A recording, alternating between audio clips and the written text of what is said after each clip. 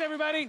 Thank you so much. Welcome to Build. I am your host, Ricky Kimmler. The adults love our next guest on Gotham and in Deadpool, but now the kids get to join in the fun of loving Morena Baccarin. Well, in the new film, Elliot and the Little Reindeer, where her voice is used as the character of Corky. And a young reindeer tries to join Santa's sleigh after Blitzen announces his retirement. Let's take a look. Everybody, please welcome the wonderful Morena Baccarin. Hey. Hi. Congrats on the movie. Congrats Thank you. as well on the final season of Gotham, which Thank you are you. in the midst of Yes. shooting, right? Yes. How does that feel? Bittersweet. Yeah. It's like graduating high school. You're excited about what's next, but you don't want to leave your family. Well, isn't it also your literal family as well? It is. I've gotten a lot out of this show. Baby, a husband. It's where your literal family started. It is. It's true. It does mean a lot to us, and I'm glad that we're getting to sort of wrap it up and know that it's ending as opposed to like just an abrupt cancellation. We're getting to finish the story for everybody, and what's exciting is it's been a show that's been about teasing what happens when Bruce grows up, and so at least the fans will get to see at the very end where the show would go if it became the Batman universe. I've always said that Gotham was my favorite of the adaptations, the television adaptations, and even a lot of the film adaptations of the comic book worlds. There's something about it that captures the Burton-esque Batman, which has always been my favorite, so perfectly. It's so fun and funny, yet dark and weird, and with incredible production design. Yeah, I think Gotham City is a great, character in the story, and I think that they've done really well by shooting it here in New York and keeping that film noir-esque aspect to it and the style of the show. I think it's almost, it is another character in the series with us. Yeah, I love watching it and being like, I know that spot, but that's not that spot. They've done something just a little bit different with it. It's so cool. So Elliot, the Littlest Reindeer, your voice is used. I imagine you jumped at the chance to do something like this because you have two little kids. How'd and you you've guess been making that? R-rated movies That's correct. and dark TV shows. You know what's funny about that? I was really excited. I was like, I can finally show my kids something that I do for a living. My son, this past weekend, I was checking out the movie, and I was like, guys, mommy's in something, and you guys can see it. It's a movie about a little horse who wants to be a reindeer. And my son goes, but then I'm just going to be listening to your voice, and that's going to be really weird. So he didn't want to see it.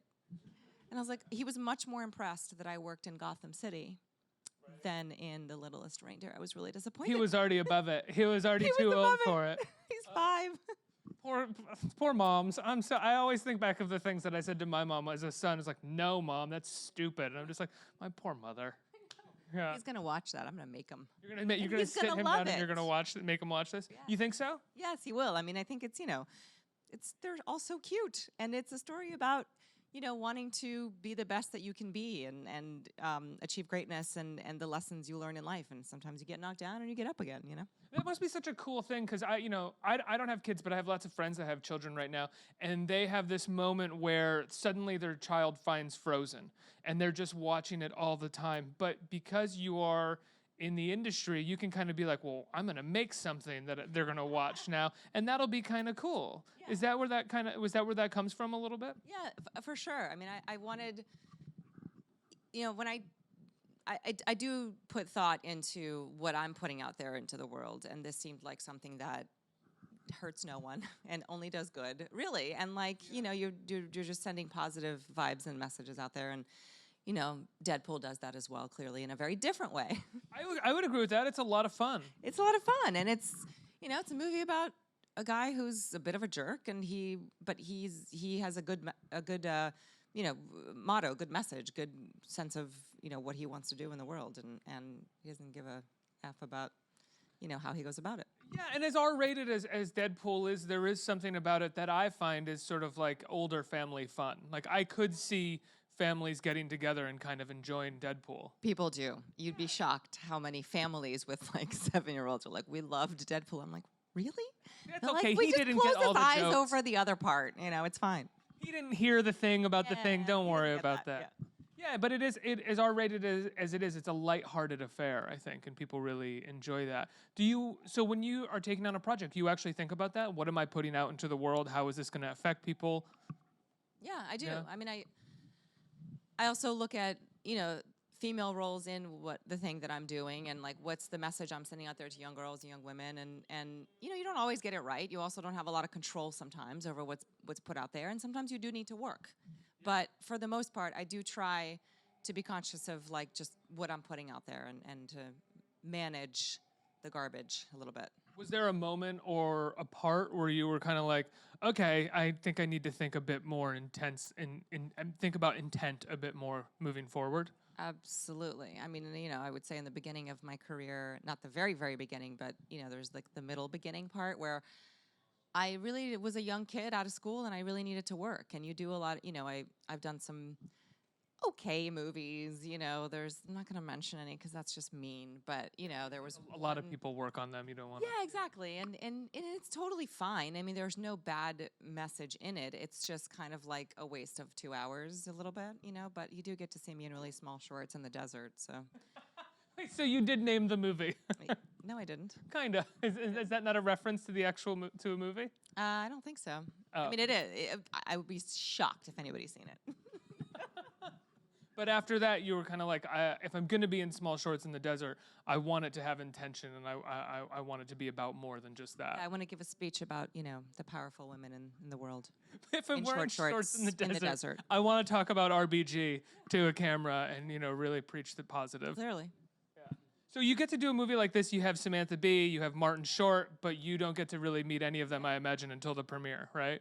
Yeah, it's true. I think that I can't remember when I got cast, if Martin Short was already cast or not, probably. And it's just an odd. You then see the movie come out and you see all the publicity around it, and you're like, oh, that's pretty good. I'm in that movie with those people. But I was in a studio for I think 1 or 2 days, and that's it. Just doing my lines and for voice gigs are the hours. best gigs. They're the best gigs because you don't. Although for this one, they wanted to roll B-roll, so I had to get into like full hair and makeup. But usually you can roll in your pajamas and sip a cup of tea and do the thing, and it's really fun because it's a different muscle memory. You're the way you act and learn to act. I hate watching myself, but occasionally I see what I do and I go, oh, I can probably finesse that moment to make it more what I actually want. With the voice, like you have instant gratification. You hear yourself, you do the thing, they play it back, and they're like, we want it with more of this tone to it, and then you do it again. And then when you see the animation, sometimes you have to tweak a couple of things as well, or add some sounds or some efforts or whatever. And so it's a different. You almost have to like forget about the body and just you really have to try twice as hard to get the voice to have the tone of somebody moving and doing things as opposed to just flat. Do you end up moving around a lot in the studio while you're doing it? Yeah, sometimes you need to if you're like, I've done some voiceover work for the Batman series, and you have to sometimes throw punches, or when I was doing Black Canary, like I would literally do it because it's hard to make your voice sound like you're in the middle of an action. Yeah, yeah. It doesn't sound that good if you're not actually. It sounds like a fake. Not as good, right? Not as powerful. It didn't sound like a punch throw. That sounded like you were confused about something. Exactly. Huh. Going back to Gotham, as we said, your family started there. What was that like when that started? I mean, I've talked to Ben about the show, and he, I think, it sounded like after the first or second season took on a pretty big leadership role, not just being first on the call sheet as an actor, but directing and writing episodes as well. What was that sort of like? Also developing a relationship at the time while all that was going on. It's great. I mean, it's it's life. I happen to be really lucky and work with my husband, and we. We're focused on making the show good when we're at work, and also are able to have a conversation without kids interrupting us. So it's really a plus to go to work together.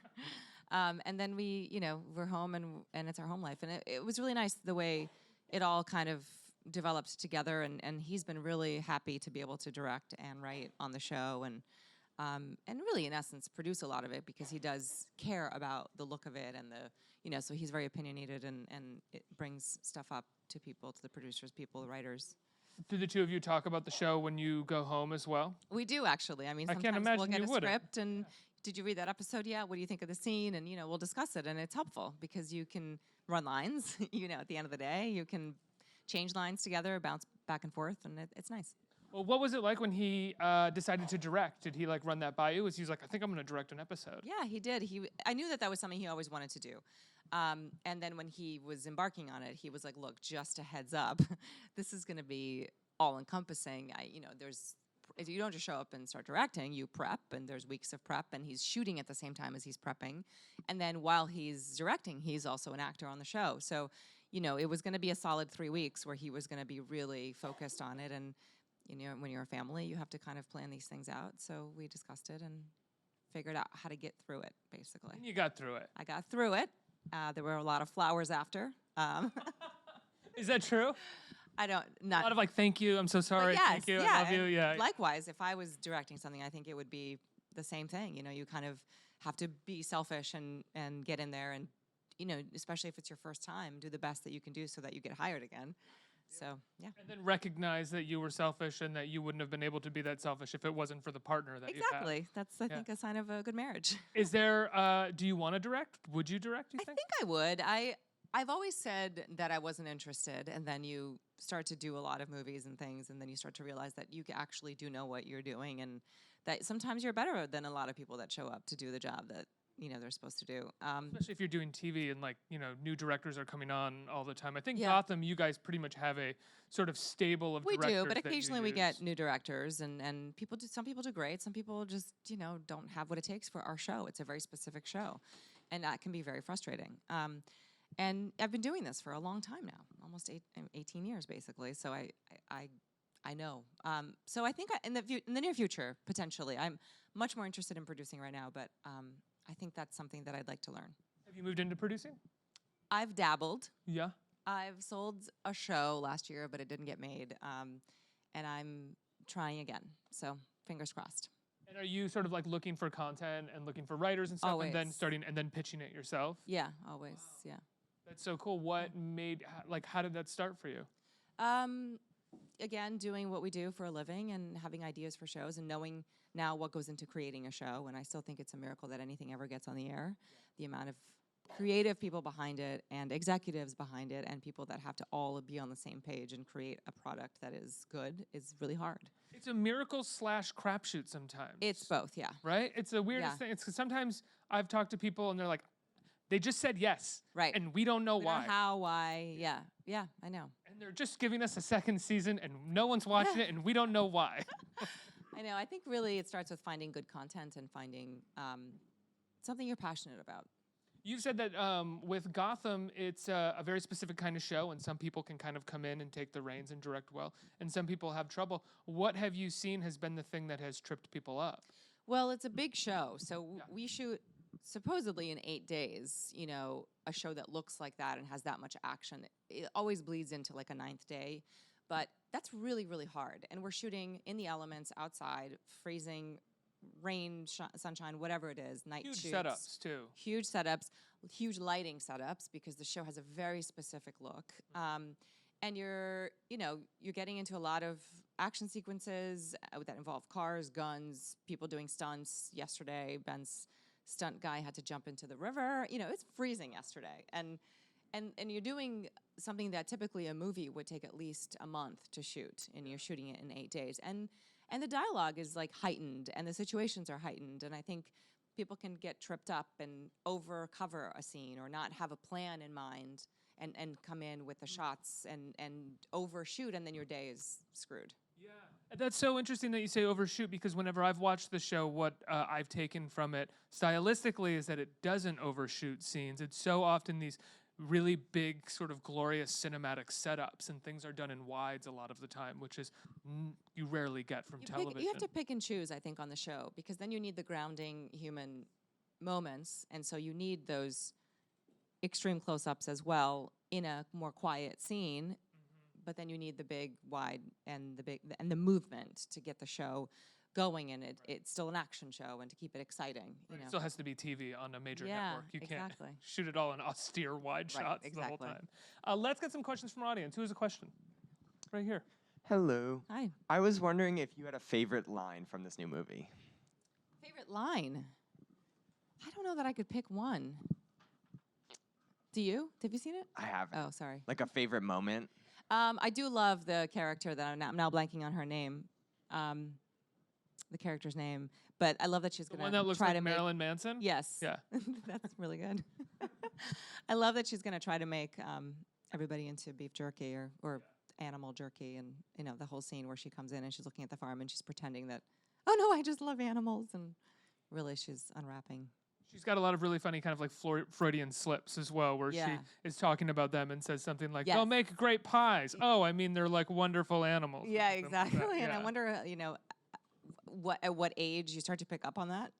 There's a lot of jokes in the movie that I was wondering about that. Like, oftentimes you see, I mean, animated movies are trying to please adults as well. Right. And this one I felt like really went out of its way to include jokes for adults. Yes, I know, which is always, it's always nice when that happens. As a reviewer appreciate who that. doesn't have kids, I very much enjoyed that. Yeah, exactly. And when you go to take your kids to the movies, it's nice to have a little something for yourself too. Yeah. Next question. I think we have time for one more. Hi. Hi. Hi. So my question is, who were some of your biggest acting inspirations growing up, if any? Sure. I grew up in the sort of time when everybody was watching Al Pacino and Meryl Streep and Glenn Close, and those are definitely some of my favorites. I mean, Meryl Streep can do no wrong, really, still. Yeah. It's pretty easy when people ask that question. It's like, you know who they are. They're the greats. Yeah, Yeah. greats. It's true. Good to see you. Thank you. Thanks you so much too. for coming by. Congrats My on pleasure. on Gotham and wrapping Thank it up. you. I'm sure you've Thank got you. just like another month or two to shoot? We have under a month. I think like 4 weeks or 3. That's 4 weeks is a month. So like 3.5 weeks or something. We're ending soon. I just got distracted because right behind your right eye is a Deadpool sticker, and I was like, oh, that's cute. Anyway. Well, congrats on Elliot the Littlest you. Reindeer. How can people see Elliot the Littlest Reindeer? Coming out December 1st. December 1st. Yes. It's going to be in theaters. Everybody, Yeah. please give Morena a big round of applause. Thank Let's you. hear it.